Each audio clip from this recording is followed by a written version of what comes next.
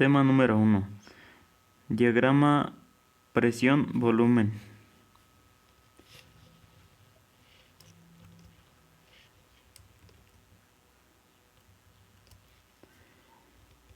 Considera un gas sellado en un contenedor con un pistón móvil que está bien ajustado, como se muestra en la figura. Podemos hacer trabajo sobre el gas si presionamos el pistón hacia abajo, y podemos calentar el gas si lo colocamos sobre una flama o lo sumergimos en un baño de agua hirviendo. Cuando sometemos al gas a estos procesos termodinámicos, su presión y volumen pueden cambiar. Los diagramas de presión-volumen o diagramas PV son una manera conveniente de visualizar los cambios en la presión y el volumen. A los diferentes estados del gas les corresponde un punto en el diagrama PV. En el eje vertical se da la presión y en el eje horizontal el volumen. En este diagrama podemos observar un estado posible, que es un punto marcado con una presión inicial y un volumen inicial. En los ejes X encontramos la presión, el volumen, y en el eje Y encontramos la presión. Cada punto en el diagrama PV representa un estado diferente del gas, uno para cada temperatura y volumen posibles. Conforme el gas sigue un proceso termodinámico, el estado del gas cambia, y por lo tanto, el punto que lo representa en el diagrama PV, al moverse, va dibujando una trayectoria. Las líneas punteadas que se muestran son un ejemplo de cómo podría comportarse un sistema y cómo cambiaría de un punto inicial a un punto final. En este ejemplo podemos observar cómo ha ido desde un punto inicial hasta un punto final. Una vez que podamos decodificar la información que contiene un diagrama PV, podremos hacer afirmaciones sobre el trabajo realizado W, el calor transferido Q y los cambios de la energía interna de un gas, delta U.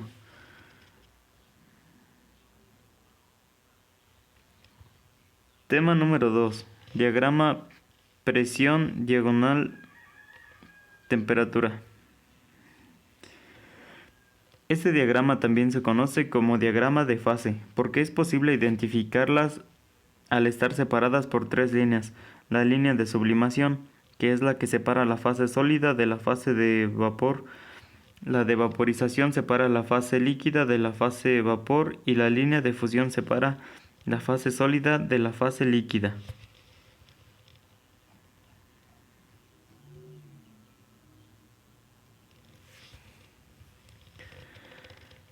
Diagrama de fases. Estos diagramas son representaciones gráficas de presión versus temperatura, a las que la fase sólida, líquida y gaseosa de una sustancia existen. En esta representación se incluye la variación de presión de vapor del sólido y del líquido y la variación de la temperatura de fusión con la presión. Este modelo de diagrama de fases es típico de una sustancia de único comportamiento en función de la temperatura y la presión. La línea roja muestra la interfase sólido-gas. La línea verde muestra la forma habitual de la interfase sólido-líquido, mientras que la alineación de puntos verdes muestra el comportamiento anómalo de dicha interfase para el agua, hielo, agua líquida. La línea azul muestra la interfase líquido-gas.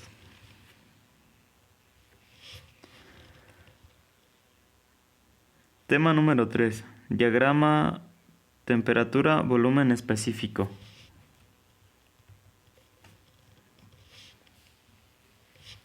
El diagrama de temperatura-volumen de una sustancia pura indica los puntos críticos, y también se puede apreciar la región de líquido comprimido y la región de vapor sobrecalentado, además de la región de saturación que se localiza debajo del domo. En esta imagen podemos observar el diagrama donde el punto máximo es el punto crítico. También podemos observar una región saturada, una región de líquido comprimido y una línea de P constante. También podemos observar que sobre el eje X se encuentra el volumen específico o simplemente volumen, y en el eje Y se encuentra la temperatura. En este diagrama se pueden apreciar inicialmente tres regiones: la región del líquido comprimido, que es la región a la izquierda de la campana de la región; la región de vapor sobrecalentado, que es la región a la derecha de la campana; y la región de líquido más vapor saturados, que es aquella que se halla dentro de la campana. La que se encuentra marcada como línea de P constante es toda la línea que comienza en la región de líquido comprimido, pasa por dentro de la campana y termina en la región de vapor sobrecalentado. No es solo el último, sino uno. Tema número 4. Entalpía. La entalpía es la cantidad de energía que un sistema termodinámico intercambia con su medio ambiente en condiciones de presión constante. Es decir, la cantidad de energía que el sistema absorbe o libera a su entorno en procesos en los que la presión no cambia. En esta imagen podemos observar un trabajo realizado por una temperatura, y el término entalpía fue acuñado por el físico alemán Rudolf J. E.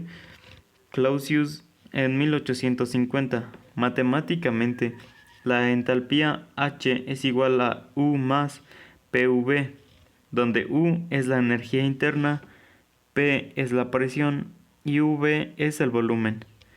H se mide en joules. Por lo tanto, H es igual a U más PV. Cuando un sistema pasa desde unas condiciones iniciales hasta otras finales, se mide el cambio de la entalpía delta H. Delta significa una diferencial entre dos puntos. En este caso, delta H es igual a H final menos H inicial.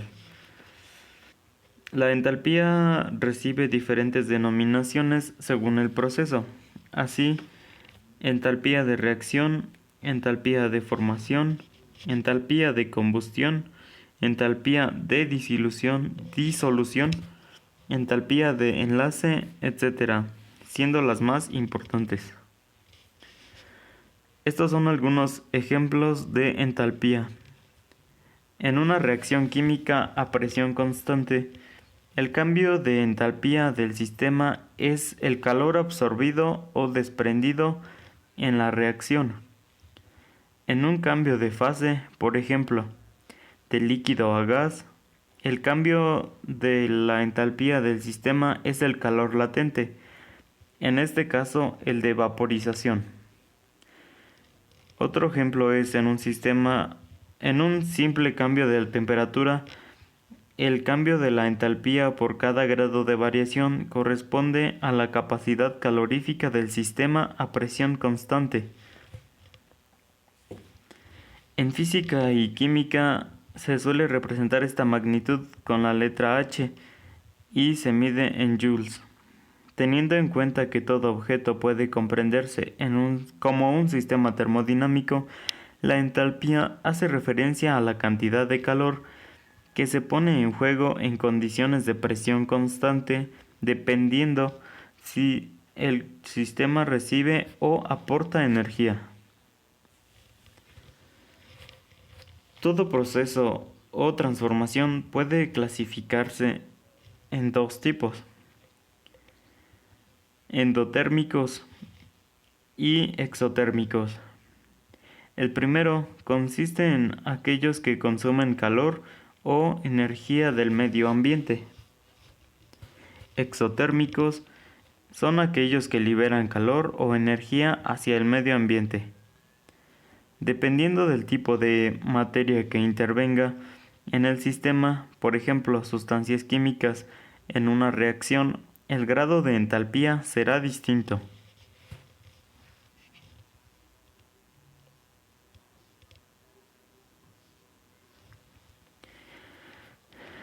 Entalpía en fenómenos físicos.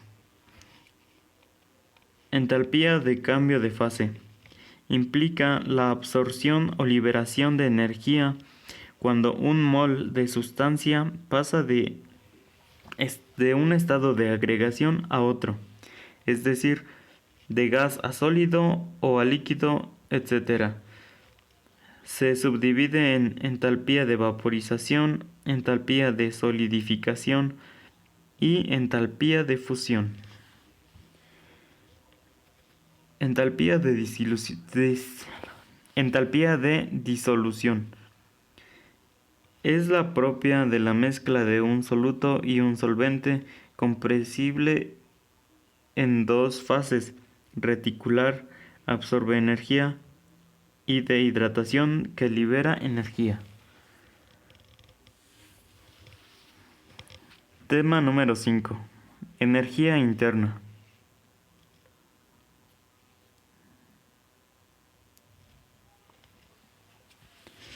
La energía interna se define como la energía asociada con el movimiento aleatorio y desordenado de las moléculas.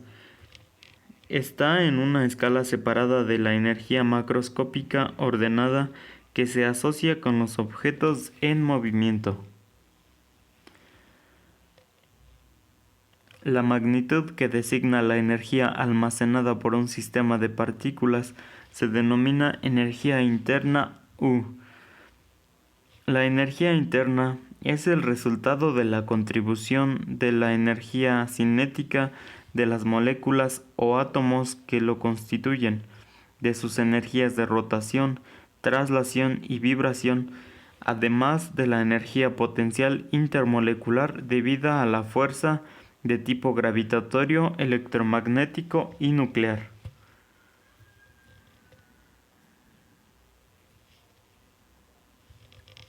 La energía interna es una función de estado. Su variación entre dos estados es independiente de la transformación que los conecte. Solo depende del estado inicial. La energía interna es una función de estado. Su variación entre dos estados es independiente de la transformación que los conecte. Solo depende del estado inicial y del estado final.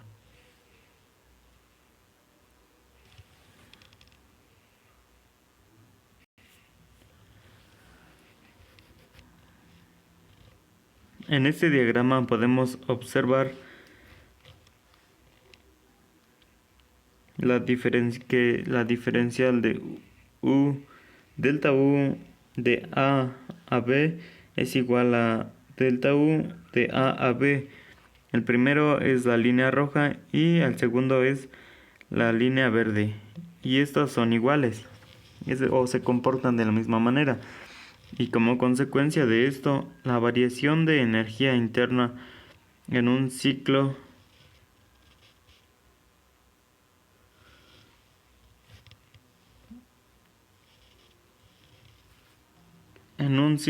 es siempre nula, ya que el estado inicial y el final coinciden.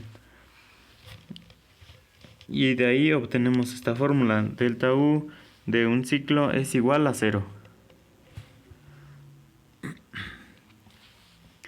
Energía interna de un gas ideal. Para el caso de un gas ideal, puede demostrarse que la energía interna depende exclusivamente de la temperatura. Ya en un gas ideal se aprecia toda interacción entre las moléculas o átomos que lo constituyen, por lo que la energía interna es solo energía cinética que depende solo de la temperatura. De hecho, se conoce como la ley de Joule. La variación de energía interna de un gas ideal monoatómico o diatómico entre dos estados A y B se calcula mediante la siguiente expresión. Delta U de A B es igual a NC de V por temperatura de B menos temperatura de A.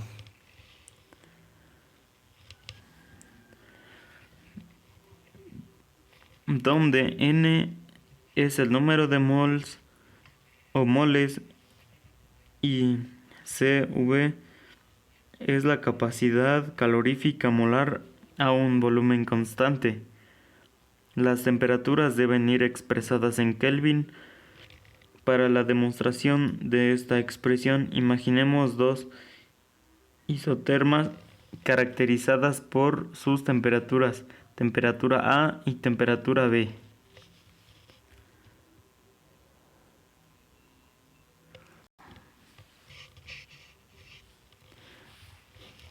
Un gas ideal sufrirá la misma variación de energía interna delta U a B siempre que su temperatura inicial sea TA y su temperatura final sea TB',